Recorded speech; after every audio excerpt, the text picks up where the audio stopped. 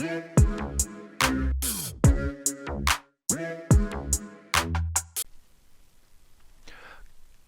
afternoon, everyone. It's 3:20 here in the UK on Tuesday, the 5th of January 2021. A very bleak and wet afternoon in West London.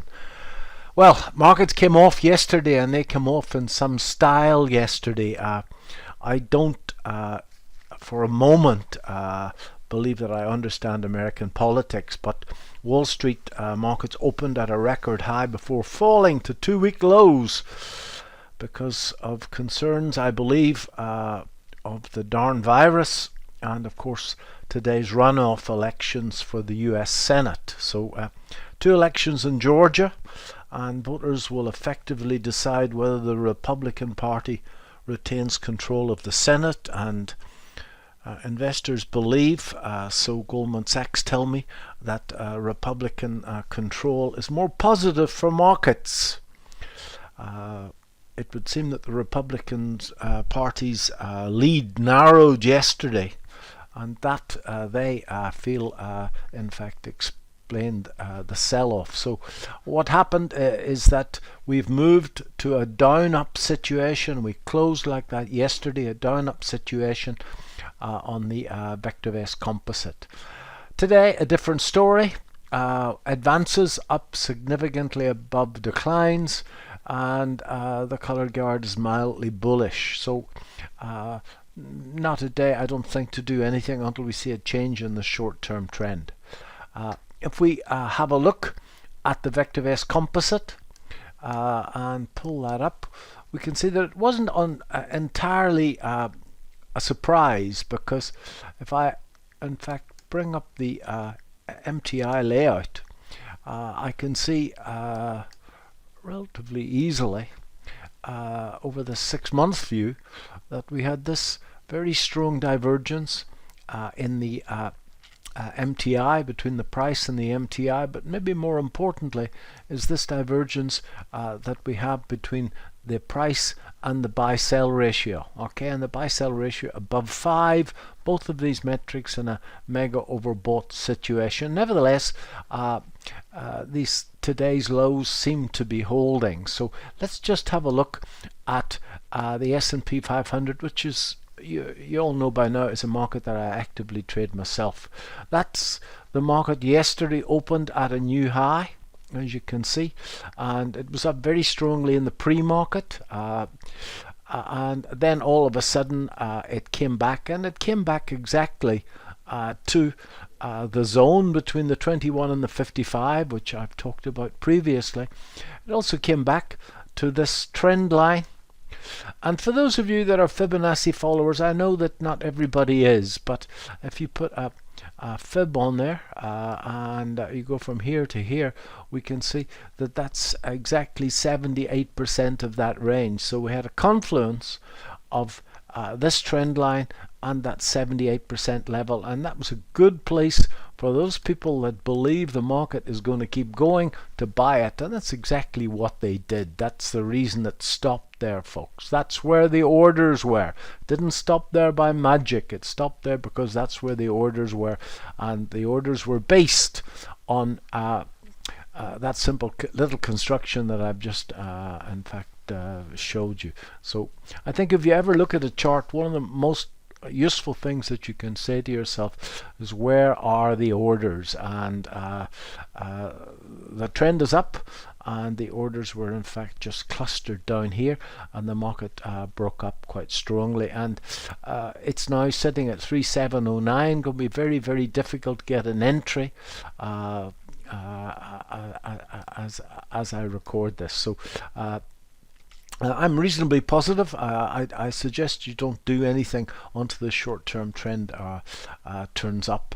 I have some positions, maybe not the best start of the year, and I have positions. I got stopped out of apps for a small loss yesterday, and I think that my entry last week was a little opportunistic, and I got stopped out of Amazon at entry. And again, my stop loss was probably a little bit too tight. I'm very happy with FUTU, and let's have a look at all of these. I spoke about these yesterday at the VectorVest Q&A in the UK, and that is, folks, why I keep talking about a spring, a Wyckoff spring. When they work, you feel as if you're the master of the universe. And I couldn't resist this when I saw this last week. As you can see, there's the old high. Came back once. And you could certainly have bought it there, and if you did, well, you would have, in fact, probably got stopped out or maybe sweated a bit until it turned. But when the market comes back into the zone and goes down below those lows, and then it springs and it goes from 40 to 55 in 2 or 3 days. That's just the most wonderful feeling. So that is going well. Stops well above entry, and I've already taken a little bit. For a swing trade, it's looking quite extended, but nevertheless, that's just been a really great start to the year, made up for that loss in apps many times over.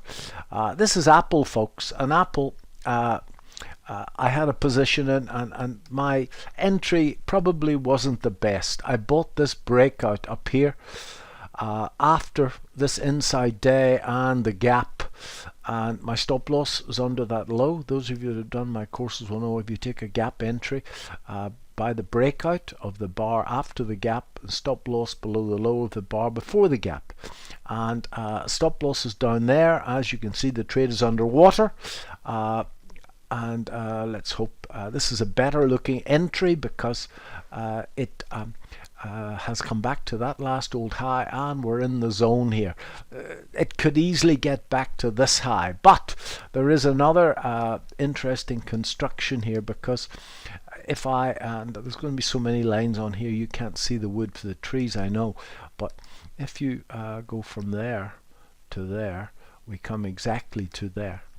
And if we go put on our fib tool and we go from there to there, we get that same darn confluence again. That's where the orders were, folks. Okay, that's where the orders were. My entry wasn't good, but that was the perfect entry. That's where I should have been. So I'm sweating it out. Square. Bought into Square late yesterday after the VectorVest Q&A. As it broke up through here, stop losses underneath that low. We shall see. As you can see, there's an old high here, and it's on a buy recommendation on VectorVest. The only thing that's a bit worrying here is that there's a long-term support line an awful long way south. So let's hope that that keeps going. If the general market moves, it should move as well. Ingersoll Rand, I'm still sweating out. I don't know why, really. That's the SPX we looked at, and that is another beautiful spring on SE. Again, we've got the zone, we've got this level. That's what I call the shoulder.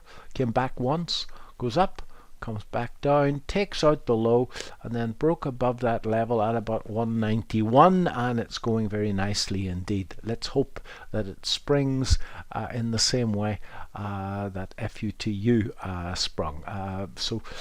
Springs have been a mainstay of my trading for so long.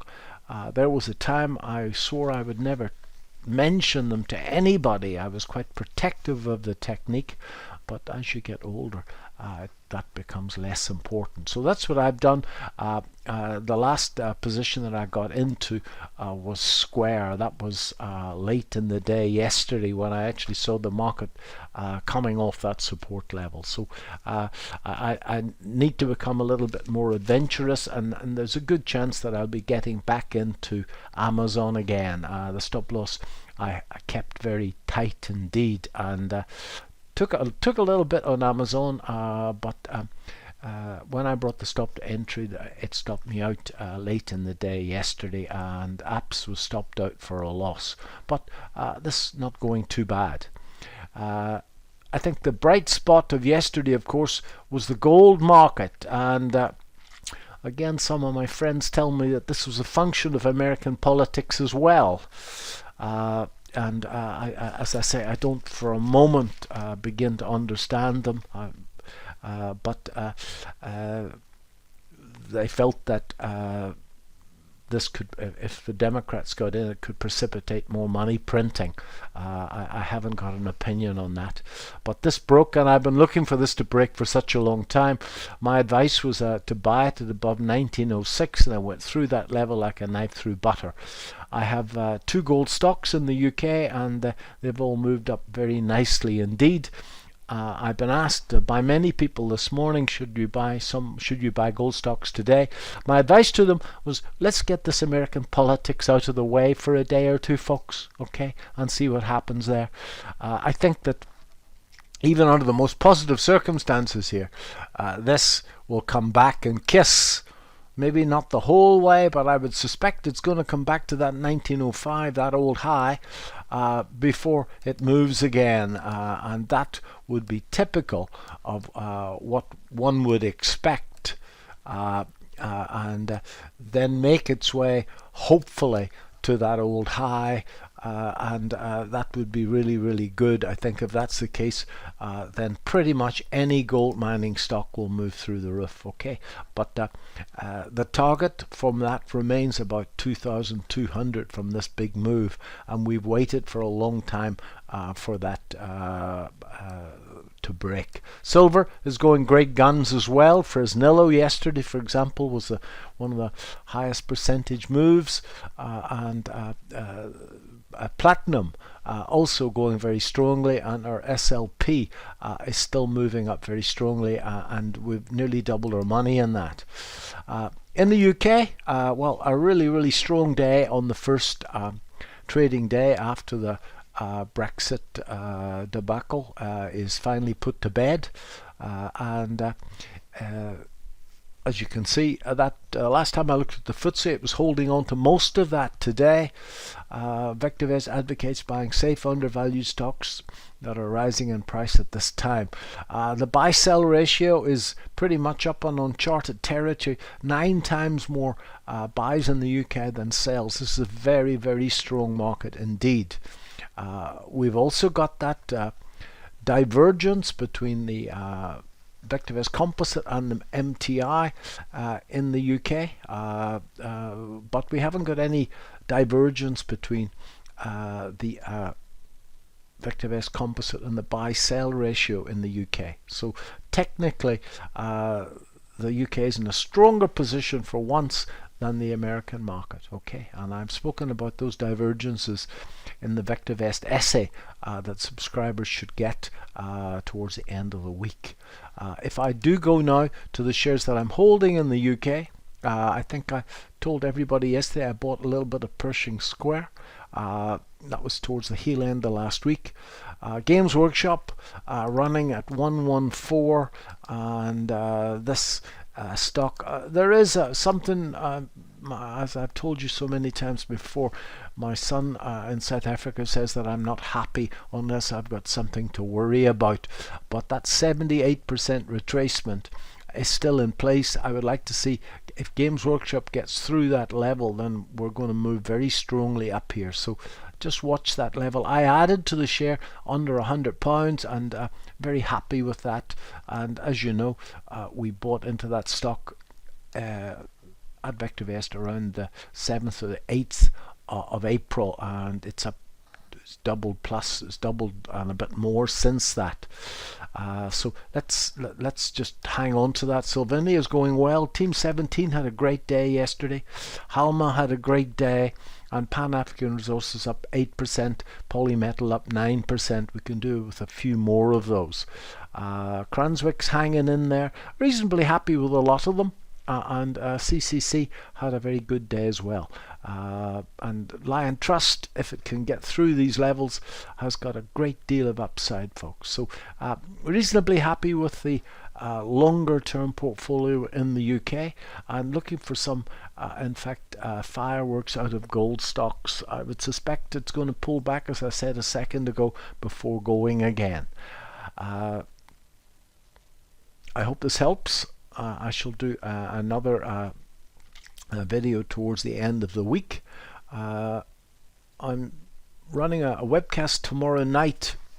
That'll be Wednesday let me get the, yeah, Wednesday the 6th at 6:30, and I'll be looking at the VectorVest worry-free methodology. The last buy signal from worry-free occurred on the 11th of November, and the top 10 stocks as selected by the Unisearch and worry-free is up 11%. No, that's not true. 12%, and the market's up 5% in just a few weeks. So it's a methodology that, in fact, tries to find shares with exceptionally safe track records that are also growing their earnings strongly.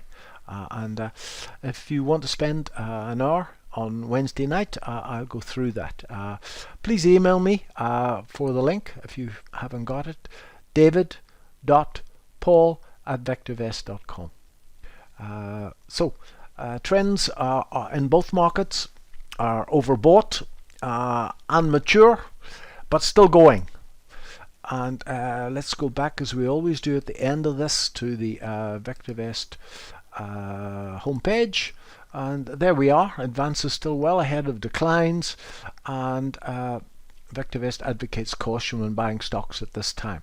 I think that let that short-term trend turn back to up again, and then the bull should be in, certainly for short-term trades that last a few days. So I'm not going to do anything today in the American market until that occurs again. Okay.